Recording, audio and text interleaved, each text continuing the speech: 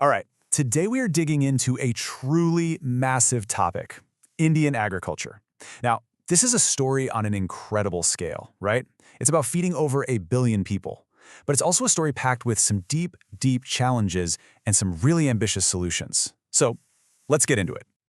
So, first things first, to really get this, you have to understand the sheer size we're talking about. This isn't just about what's on your plate, it is the absolute bedrock of the Indian economy and its society. Okay, look at this number. Almost half, 46.1% of India's entire workforce is in agriculture. We're talking about hundreds of millions of people whose lives and livelihoods are tied directly to the land. The scale is just, it's hard to even wrap your head around. And this isn't some sleepy, stagnant sector either. Far from it. It's actually shown incredible resilience and really steady growth. And what's wild is that the last decade has actually been its strongest yet, growing at an average clip of nearly 4.5% every year. So, you might be asking, what's behind that recent boom? Well, a huge piece of that story is the explosion in what they call allied sectors. You can see it right here. Livestock and fisheries have just been growing at a blistering pace. They're becoming these powerful new engines that are really boosting what farmers can earn way beyond just the traditional crops. But here's the thing. Underneath this incredible story of growth and scale, there is a really complex puzzle. It's this tension between the sector's sheer size and its actual efficiency. Let's take a closer look at what that means. At first glance, everything looks great. India's growth rate in agriculture has been outpacing other major players like China and Brazil, and it's well above the world average. So far, so good, right? Well, not exactly, because the moment you shift your focus to yields, meaning how much crop you actually get out of a single hectare of land, a totally different picture comes into view. For absolute staples like rice, maize, and pulses, India's yields are way, way lower than the global average. So the takeaway here is crucial. Yeah, the sector is growing, but it's just not as productive as it could be or, frankly, as it needs to be. So what's the holdup? Well, it boils down to a few really big things.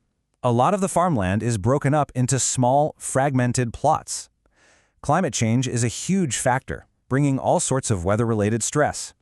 And maybe most importantly, there's a really inefficient use of critical things like fertilizer, which is actually hurting the soil itself in the long run. Okay, so with all these challenges on the table, what's the game plan? Well, the government has launched a multi-front strategy, with policies designed to be direct answers to the very problems we just talked about. And this slide just perfectly illustrates one of the core issues. Think of fertilizer as food for the soil, right? An ideal, healthy diet has a balanced ratio of nitrogen, phosphorus, and potassium, N, P, and K. But in India, that ratio is completely out of whack. It's tilted heavily towards nitrogen, mostly because of subsidies on urea. This isn't just inefficient, it's like putting the soil on a long-term junk food diet. So, if the soil's diet is all wrong, what's the prescription? The government's approach isn't just about one thing, it's about supporting the farmer from a bunch of different angles.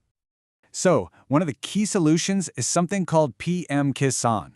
This is a massive income support scheme, and it signals a really big shift in thinking, moving away from just subsidizing things for the farmer, like fertilizer, and instead putting cash directly into their hands. The idea is to give them stability and the freedom to invest that money where they know it's needed most. And when we say massive, we mean massive.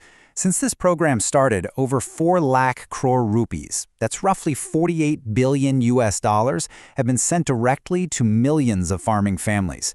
It's a huge financial lifeline designed to really spark investment from the ground up. Another big piece of this puzzle is fixing the market itself. The eNAM platform is basically a giant digital marketplace. It's designed to break down the old local monopolies and connect a farmer directly to a whole nationwide network of buyers. The goal is simple: more competition and a better, fairer price for their crops. And this isn't some small pilot program. We're talking about over 1,500 of those traditional agricultural markets, the mandis, that have all been plugged into this single electronic platform. That connection gives millions of farmers and traders access to a much bigger, much more competitive national market. And finally, you have to have a safety net. Farming is risky, right? Especially with climate change throwing all kinds of curveballs. So the PMFBY scheme is a crop insurance program designed to de-risk agriculture. It protects farmers from losing everything due to a bad monsoon, a pest attack, you name it. And that safety net has made a real difference. Since 2016, a staggering 1.9 lakh crore rupees in claims have been paid out. That's a financial backstop that helps farmers get back on their feet after a disaster and gives them the confidence to keep investing in their land, even when things are uncertain. Okay, now let's zoom out a bit, because all these policies happening on the farm don't exist in a bubble. They create these ripple effects across the country, and that leads to some really complex trade-offs between things like energy security and food security. This slide captures one of those dilemmas perfectly. See, to boost its energy security, India is pushing for more ethanol production, especially from maize. And because the prices and incentives are good, maize cultivation has boomed. But look at the other side of the coin. Over the same time, the amount of land used for growing pulses, which are a critical source of protein for millions, has actually gone down. It's a classic policy tension. What looks like a win for energy might be creating a new challenge for nutrition. And this is exactly why farm productivity is so incredibly important on a national level. The National Food Security Act is the legal backbone for the largest food distribution system on the planet. It literally guarantees subsidized food grains for the most vulnerable people. The number of people this system covers is, well, it's just mind-boggling. Over 813 million people. That system is the ultimate backstop.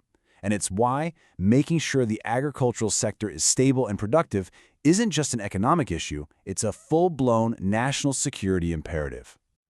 So, after all that, where does Indian agriculture go from here? What's the path forward to build a future that's more productive, more profitable for farmers, and also more sustainable for the planet? Well, the roadmap is pretty clear. The priorities really come down to 4 key areas. First, you have to lock down water security with better irrigation. Second, you've got to boost research and development to create things like climate-proof seeds and new tech. Third, you have to fix the fertilizer problem to bring the soil back to health. And fourth, you've got to encourage farmers to diversify their crops to build a more balanced and resilient food system for everyone. Which leaves us with the ultimate question, doesn't it? Getting this right, it's one of the great challenges of our time. It's an incredibly delicate balancing act between these huge and sometimes competing priorities. There are no easy answers here, but finding them is absolutely essential, not just for India's future, but really for the world's.